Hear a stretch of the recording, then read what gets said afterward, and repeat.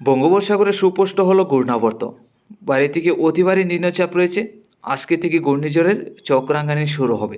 বঙ্গোপসাগরে যে ঘূর্ণাবর্ত তৈরি হয়েছে তা থেকে আগামী দিনে ঘূর্ণিঝড় পেঞ্জল তৈরি হওয়ার কি সম্ভাবনা আছে? আজকের আপডেটে কি কোনো রকমভাবে পরিবর্তন হয়েছে কিনা?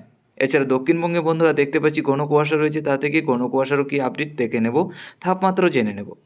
দেখুন, আমরা যেটা দেখতে পাচ্ছি আগামীকালকের মধ্যে নিম্নচাপ শ্রীলঙ্কা হয়ে তামিলনাড়ুর মধ্যে থাকবে।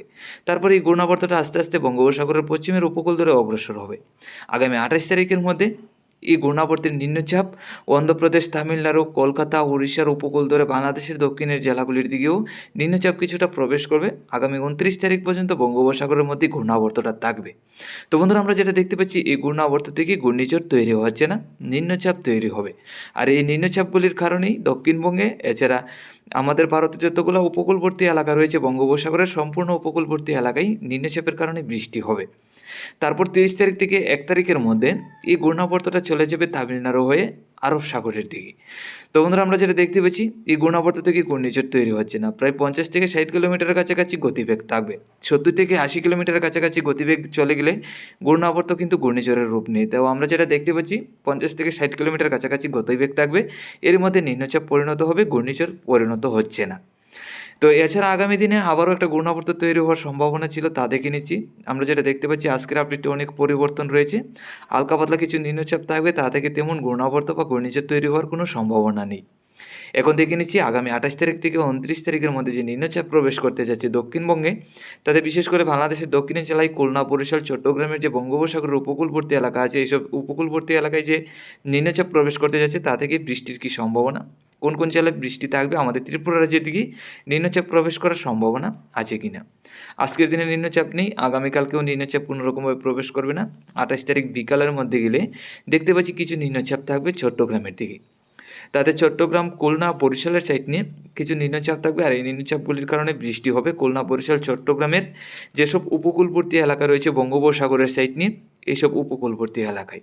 তাতে আগামী 29 তারিখ শুক্রবারের মধ্যে কিছু নিম্নচাপ বাড়বে।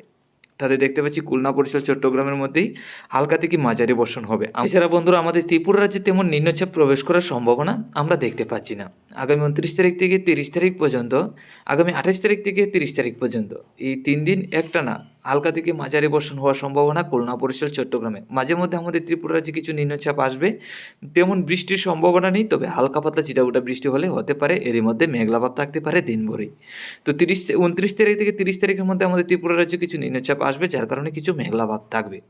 তো এখন দেখে নিচ্ছি তাপমাত্রার কী পরিস্থিতি, তারপরে যাব ঘন কুয়াশায়। যেহেতু ঘন কুয়াশা রয়েছে, আগামী দিনে ঘন কুয়াশা বাড়বে কিনা। আজকে সকালে থেকে 16 থেকে 17, দুপুরের দিকে 27 থেকে 28, রাত্রির দিকে দেখতে পাচ্ছি 16 থেকে 17-র কাছাকাছি। আগামীকালকে থাকবে 15 থেকে 16-র কাছাকাছি। তো আগামীকাল আরও 1 থেকে 2 ডিগ্রি তাপমাত্রা কমে যাবে। আগামীকাল থেকে আরও ঠান্ডা বাড়বে। দুপুরের মধ্যে 27 থেকে 28, দুপুরের তাপমাত্রা 1 ডিগ্রি কমবে।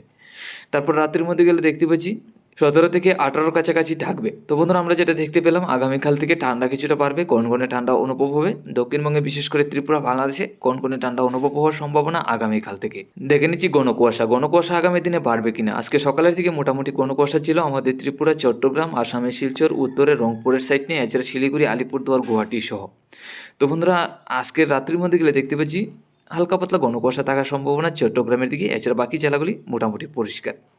আগামীকাল সকালের মধ্যে গেলে হালকা পাতলা ঘন কুয়াশাটা থাকবে আমাদের ত্রিপুরা, চট্টগ্রাম, আসামের শিলচর, রংপুর, রাজশাহী, ঢাকার সাইড নিয়ে। তো মোটামুটি কুয়াশা থাকার সম্ভাবনা আজকের মতোই একই রকম ঘন কুয়াশা থাকবে আগামীকালকেও। এছাড়া আগামী দিনগুলিতে গেলে আমরা দেখতে পাচ্ছি আগামী দিনগুলিতে কিন্তু ঘন কুয়াশা বাড়ার সম্ভাবনা। আগামী 29 তারিখ শুক্রবার থেকে ঘন কুয়াশা আরও বাড়বে।